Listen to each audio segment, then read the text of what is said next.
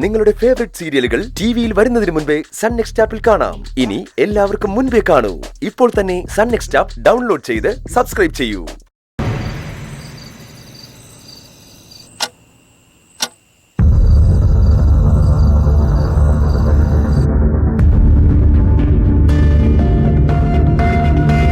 എല്ലാവരും എത്തിയിട്ടുണ്ടോ മാഡം?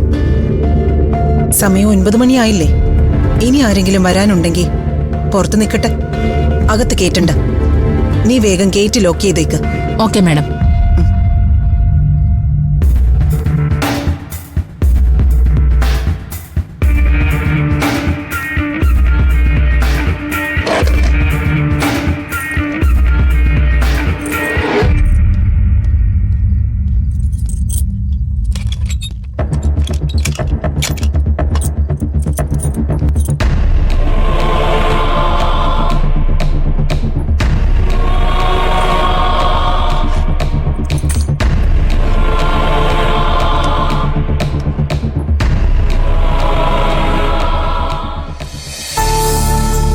മാതാവേ, ഈ രാത്രിയിൽ സമാധാനം നൽകി ശാന്തമായി ഉറങ്ങാൻ നിന്റെ കരങ്ങളിൽ ഞാൻ എന്നെ തന്നെ ഏൽപ്പിക്കുന്നു.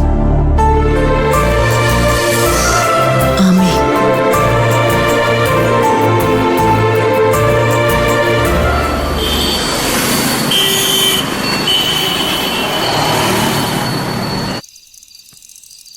പടം ഹൊറായതുകൊണ്ട് എനിക്കൊന്നും അങ്ങോട്ട് കാണാൻ പറ്റിയില്ല. അത് നിനക്ക് കാണാൻ പറ്റാതെ പോയെ? കണ്ണുറന്ന ഹൊറർ സീനുകൾ, യക്ഷികളും.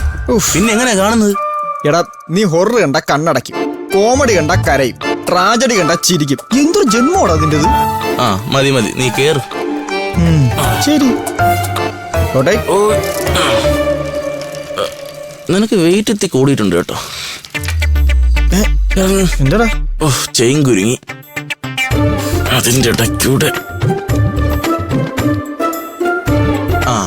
കൃത്യം റോസ്മേരി ഹോസ്റ്റലിന്റെ ഫ്രണ്ട് എത്തിയപ്പോ തന്നെ നിന്റെ സൈക്കിളിലെ ചെയിൻ കുരുങ്ങിയല്ലോടാ. അതാണ് മനപ്പൊരുത്തം. ഇപ്പൊ നിനക്ക് മനസ്സിലായില്ലടാ, ഈ ഹോസ്റ്റലിലെ ഏതൊക്കെയോ പെമ്പിള്ളേരുടെ മനസ്സ് എന്റെ മനസ്സുമായി കുരുങ്ങിയിട്ടുണ്ടെന്ന്. അതുകൊണ്ടല്ലേ ഇവിടെ എത്തിയപ്പോ തന്നെ സൈക്കിളിന്റെ ചെയിൻ കുരുങ്ങിയത്. നീ വേഗം ചെയിൻ ശരിയാക്ക്.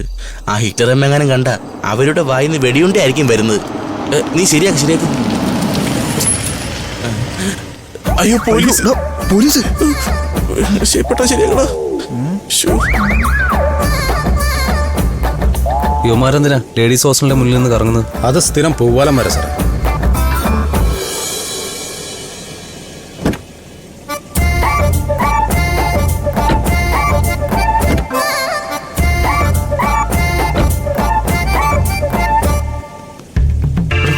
എന്താണോ ഒരു ചുറ്റുകളി?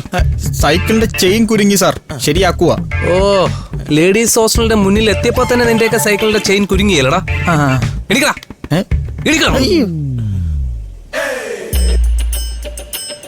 ഇങ്ങോട്ട് നോക്കടാ. നിനക്കെന്താ എത്ര നാണം? നോക്കണേ ഇങ്ങോട്ട്.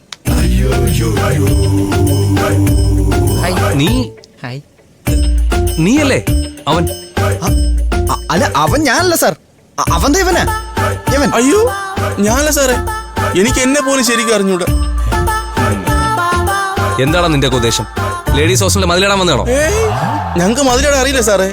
അമ്മച്ചിയാണ്, ഞാൻ ഇതുവരെ ഒരു ചെറിയ മതിലൂരും ചാടിട്ടില്ല സാർ. അയ്യോ, നിന്നെ അറിയാത്ത ആളൊന്നും അല്ലല്ലോ ഞാൻ, അല്ലേ? സത്യം പറയണ, എന്തിനാണ് അവിടെ വന്നേ? സത്യമായിട്ട് സൈക്കിളിന്റെ ചെയിൻ കുരുങ്ങിയതാ. ഇവിടെ ചുറ്റിപ്പറ്റി നിൽക്കുന്നതിന് ഒരു കാരണം ഉണ്ടാക്കാൻ നീ മനഃപൂർവ്വം ചെയിൻ കുരുക്കിയല്ലടാ, അല്ലേ? സാർ പൊന്നു സാറേ, അങ്ങനെയൊന്നും ചെയ്തിട്ടില്ല. ഇവിടെ എത്തിയപ്പോ ആരോ ചെയിൻ കുരുക്കിയ സാറേ, ഞങ്ങളെ കുരുക്കാൻ വേണ്ടി. സൈക്കിൾ എടുത്തോണ്ട് പോടാ. അല്ല സാർ, ചെയിൻ അല്ല സാറേ, ഈ ചെയിനും ശരിയാക്കിയിട്ട് എടുത്തോണ്ട് പോടാ. ഈ പരിസരത്ത് നിന്നെ ഒന്നും കണ്ടേക്കരുത്. ഇല്ല സാറേ, എന്തിനീ പരിസരത്തേക്ക് വരില്ല. അല്ല സാർ, സാർ ചെയിൻ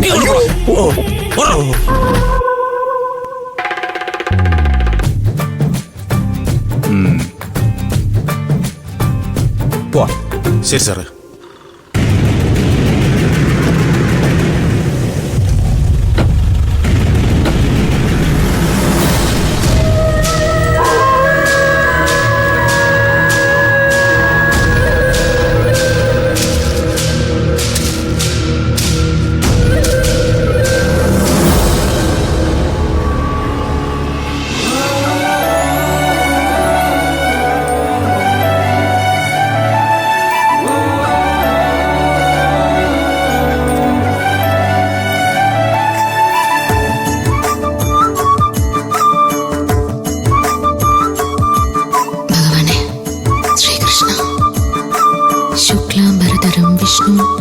ശശിവർണം ചതുർഭുജം പ്രസന്നവദനം ധ്യായേ സർവവിഘ്നോപശാന്തയേ.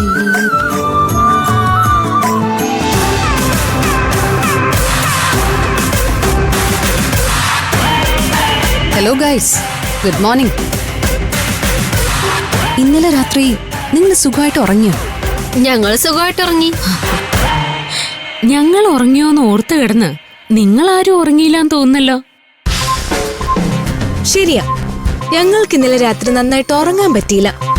അയ്യോ, അതെന്താ? ഇന്നലെ നിങ്ങളുടെ റൂമില് കൊതുക് ശല്യം ഉണ്ടായിരുന്നോ? അതുകൊണ്ടല്ല, രാത്രി ഇതിനകത്തൂടി ആരോ ഓടിയെടുക്കുന്ന ശബ്ദം കേട്ടു.